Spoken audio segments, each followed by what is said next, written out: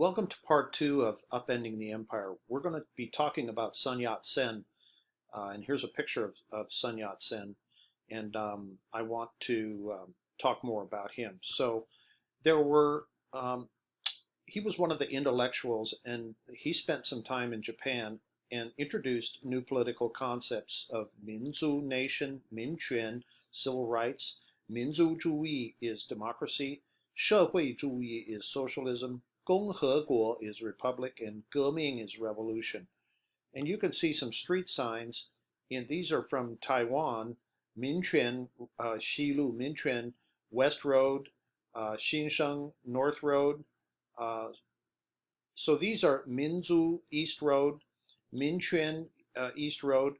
These are all examples of streets that are named after the concepts that Sun Yat-sen introduced. I'm going to skip around a little bit here. There was a political movement to abolish the monarchy and establish a republic. Sun Yat-sen was founder of the republic in 1911. He went to school in Honolulu. I'm going to show you a little video about that in a minute. He graduated from the Hong Kong College of Medicine. Then there was another thing that happened. A guy named Zhang Bingning published anti-Manchurian essay in 1903 in Shanghai, the Revolutionary Army, and he was the first to publicly cut off his queue in opposition to the Qing Manchus. And here's pictures of the queue. That's the long braid that they wore, and he was the first to cut that off. So that was kind of a big deal. So here's another picture of Sun Yat-sen. He died in 1925, and he was the first president of the Chinese Republic. His use of oratory created a model for Chinese leadership, and he wrote a thing called the Three Principles of the People, San Min Zhu Yi. China needed more social discipline and durable order and less emphasis on individualism and people's rights. The three principles of the people were Minsheng Zhu Yi, people's welfare, Minzu Zhu Yi, the government of the people, and Minquan Zhu Yi, the government by the people. Here's a little video about the high school that Sun Yat-sen attended in Honolulu.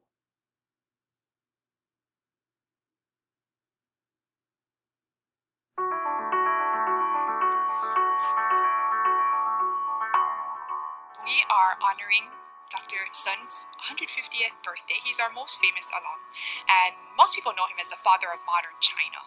And in his time here, he came here as a young teenager. He came to Ilani School, and while he was here, he learned about Christianity, and he also learned about Western thinking.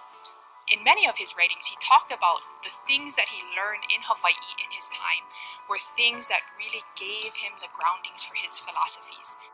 Current knowledge puts his attendance at Ilani School at 1879 to 1882. While he was here, Dr. Sun was introduced to a variety of Western thinking. Alumni recall that he began to ask questions such as, why should everyone have to do something just because one person said so?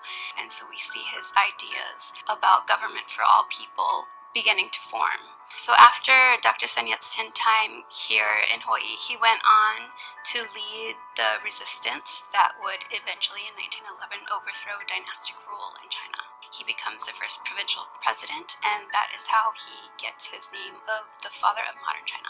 So in honor of Dr. Sun Yat-sen's 150th birthday anniversary, the school will be having week-long celebrations, including talks in chapel for the older students and a special lei draping at our on-campus statue. We had an alumnus family give a gift of a placard that had a saying of Dr. Sun's. Our royal societies came to be part of this because they honor our ali'i, our kings and queens from the time of the Hawaiian Kingdom. And interestingly, he actually won a second place English Grammar Award, and it was pinned on him by King Kalakaua at the time. And then we had other distinguished guests who were here to honor Dr. Sun. And so we had Oli. Oli is another form of ho'okupu, or gift giving, the gift of song and the gift of chant. To ho'ohiva, hiva is the word, to glorify someone. So this whole week, we are open to students, faculty, and the community to come in and view our Sun Yat-sen special collection, which includes images, artifacts, and newspaper clippings related to Sun Yat-sen's time as a student here. One of his most famous sayings is, all things under the sky are for all of us. This notion that there is an equality among men, that we are all born equal under the Lord. We honor him because we believe that here is an industrious young man who came and made the most of his education. He learned English, of course, and he did a lot of the studies that our students do today, but he took that beyond our school and beyond Hawaii and really changed the world, and we hope our students aspire to the same.